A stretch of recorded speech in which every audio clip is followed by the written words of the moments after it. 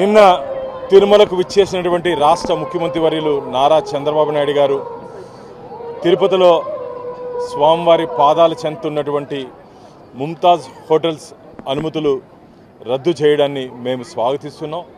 ఇది ఒక శుభ పరిణామంగా మేము భావిస్తున్నాం.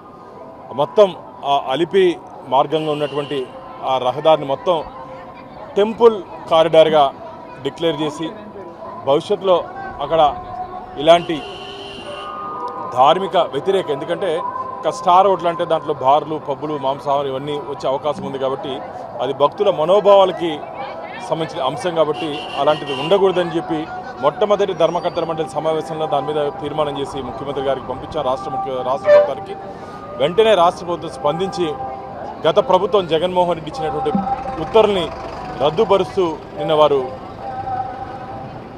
ఉత్తర్వులు జారీ చేయడం జరిగింది. ఇది చాలా స్వాగతించదగ్గ విషయం. కోట్లాది మంది భక్తులు దీన్ని స్వాగతిస్తున్నారు. గత ప్రభుత్వంలో ముఖ్యంగా పరకామని, గతంలో శ్రీవారి హుండీలో మనం ఎక్కడున్నామో ఈరోజు కలియుగ ప్రత్యక్ష దైవన వెంకటేశ్వర స్వామి పరకామనిలో దాదాపు కోట్ల రూపాయలు దొంగతనం జరిగింది. దాన్ని నియమ నిబంధనలకు వ్యతిరేకంగా లోక్ అదాలత్లో రాజీ చేశారని చెప్పి ఆ రాజీలో కూడా పోలీస్ అధికారుల నుంచి ఒత్తిడి వచ్చిన కారణంగా మేము రాజీకి వెళ్లాల్సిన పరిస్థితి ఏర్పడిందని చెప్పి విజిలెన్స్ రిపోర్ట్లో ఉండడాన్ని నేను లోకేష్ బాబు దృష్టికి నేను తీసుకుని వెళ్ళడం జరిగింది. దీని మీద వెంటనే చర్యలు తీసుకుంటామని చెప్పారు. దీని మీద కూడా నేను బోర్డులో కూడా దీని మీద అబ్జెక్షన్స్ కూడా చెప్పడం జరిగింది. టీటీడీ ఈవో గారు విజిలెన్స్ నివేదిక వచ్చిన తర్వాత వారి మీద చర్యలు తీసుకుంటామని చెప్పారు. నేను ఈరోజు దీని మీద సిఐడి ఎంక్వైరీకి డిమాండ్ చేస్తున్నాను. తిరుమలలో పరకామనిలో జరిగినటువంటి అవకతవకల మీద పరకామనిలో 100 కోట్ల రూపాయలు పైచులకు ఈ విదేశీ నోట్లని దొంగలించారు. దాన్ని నియమ నిబంధనలకు వ్యతిరేకంగా రాజీ చేశారు. దాని మీద ఒక సిఐడి ఎంక్వైరీ జరగాలి. దాంట్లో పాత్రదారులు, సూత్రధారులు, వాటాదారులు, దాన్ని ఎవరెవరు అక్కడ ప్రత్యక్షంగా పరోక్షంగా సహకరించారో, దాంట్లో కోట్ల రూపాయలు ఎవరెవరు ఎక్కడెక్కడ చేతులు మారిందో పూర్తి స్థాయిలో విచారణ జరిపించాలని చెప్పి నేను కోరడం జరిగింది. సానుకూలంగా స్పందించారు. ఇది రాబో రోజుల్లో తిరుమల క్షేత్రంలో ఎవరైనా సరే తప్పు చేసేదానికి భయపడే దిశగా ఉండాలని చెప్పి నేను కోరుకుంటూ, ముఖ్యంగా అన్యమతస్థుల విషయానికి వస్తే నిన్న ముఖ్యమంత్రి గారు చెప్పడం జరిగింది.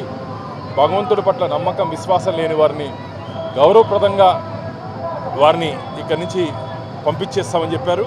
అది కూడా చాలా స్వాగతించదగ్గ విషయం. ఎందుకంటే స్వామివారి దగ్గర జీతం తీసుకుంటూ స్వామివారి ఉప్పు తింటూ ఇక్కడ స్వామివారి ప్రసాదము హారతి ముట్టని వారు మాకు అవసరం లేదు. వారిని ఇక్కడి నుంచి వెంటనే పంపు చేయాల్సిన అవసరం ఉంది. జరగబో ధర్మకర్తల మండలి సమావేశాలను కూడా దాని మీద ఒక ప్రత్యేక చర్చ తీసుకొని వచ్చి స్వామివారి మీద నమ్మకం, విశ్వాసం లేని వాళ్ళని ఇక్కడి నుంచి వెంటనే తొలగించే దిశగా మేము ప్రయత్నం చేస్తున్నాం.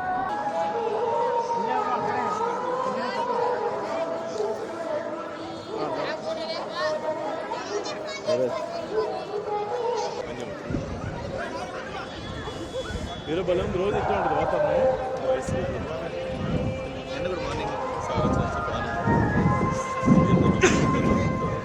చాలా బాగుంది.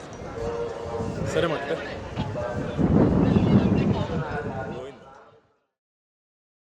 విద్యార్థులకు చేరువవుతూ విజయాలను విస్తరిస్తూ ఇప్పుడు మన ప్రశాంతి నగరికి వచ్చేసింది Narayana school. Smart learning, creative thinking, career oriented programs తో స్కిల్ బేస్డ్ స్టూడెంట్స్ గా మార్చడమే లక్ష్యంగా సిబిఎస్ఈ సిలబస్ తో ఈ కిడ్స్, ఈ ఛాంప్స్, ఈ టెక్నో, మెడిస్ పార్క్ వంటి ప్రోగ్రామ్స్ తో అత్యుత్తమ శిక్షణను అందిస్తోంది నారాయణ. ఈ విద్యా సంవత్సరం నుండి మన మైపాడ్ రోడ్ ప్రశాంతి నగర్ లో మన నారాయణ స్కూల్. అడ్మిషన్లకై సంప్రదించండి. Narayana CBSE school, Mypadu road, road, Prashanti Nagar, Nellore. Phone numbers 7337587535, 8919740758.